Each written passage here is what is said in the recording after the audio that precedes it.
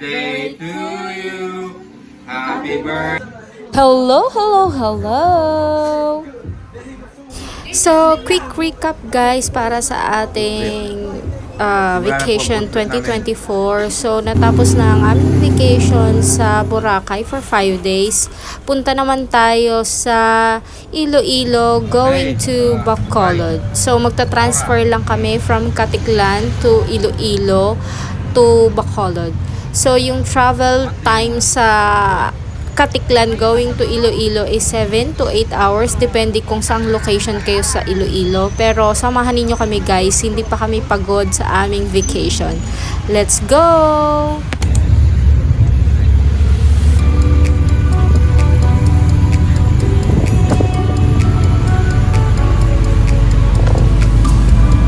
Tell me if you're hurt and I'll be there. Carry you away to the promised land. Feel your heartbeat and don't be scared. At eto na nga, nasa Iloilo City na kami sa Gimbal. So, hindi ko na na-videohan yung buong trip namin kasi sobrang pagod na at karga-karga ko si Jaden. So, kain muna tayo ng merienda, Indian mango, tsaka siniguelas na makakain lang natin sa Pilipinas for sure. Ayan. Tapos, ipapakita ko sa inyo yung next stop namin sa Iloilo, which is ang Guimaras Island. So, welcome! Ito ay lunch time namin. Hindi ko na na-videohan kung paano kami nag-travel from Iloilo City to Guimaras Island. Pero parang about 4 hours po yung biyahe papuntang Guimaras Island. Hindi naman siya ganon kahirap kahit na may mga kids kaming kasama at senior. I-enjoy muna natin yung food na pin-prepare ng ating mga relatives. Napakasarap, tsaka fresh, lalo na yung dessert naming mangoes. So, ayun, pagod kami nung unang gabi namin. Nag-prepare sila ng something sa amin, pero hindi na talaga namin kinaya. So, natulog kami at gumising kami ng maaga para makita namin yung view ng Guimaras.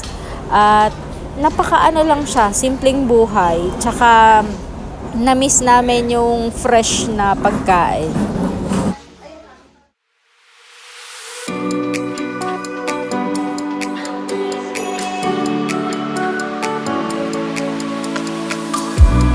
Tell me if you're hurt and I'll be there. Carry you away to the promised land. Feel your heartbeat and don't be scared. 'Cause I'll be there. Yes, I'll be there. You and I, we can fly anywhere you wanna go. Find a place we can hide. We can make it on a Jaden.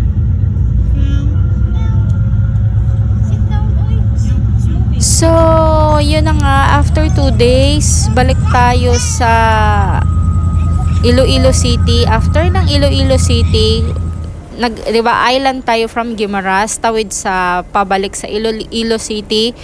Hahanap tayo ng terminal going to Bacolod. Yun yung last stop namin. At since night time kami dumating, natulog, tapos magla-lunch tayo sa Manukan Republic, Manukan House, dun sa Iloilo City, which is yun yung famous nila. Doon tayo sa pinakasikat, yung Aidas Manukan. So, let's go guys! Enjoy!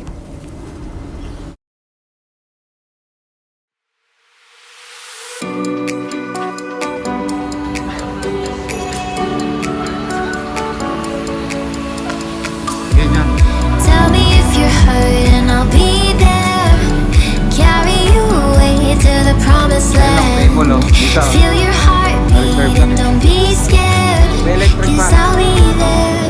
Yes, I'll be there. You and I, we can fly anywhere you wanna go. Find a place we can hide. We can make it on our own. All alone for the ride. To the stars, just follow. You and I, side by side, dancing in your halo.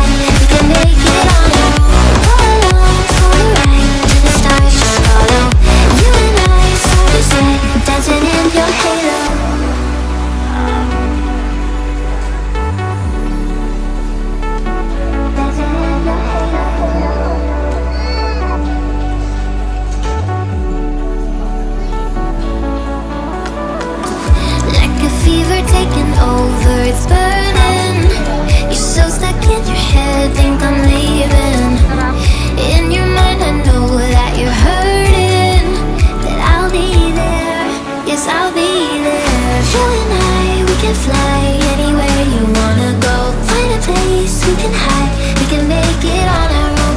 Go.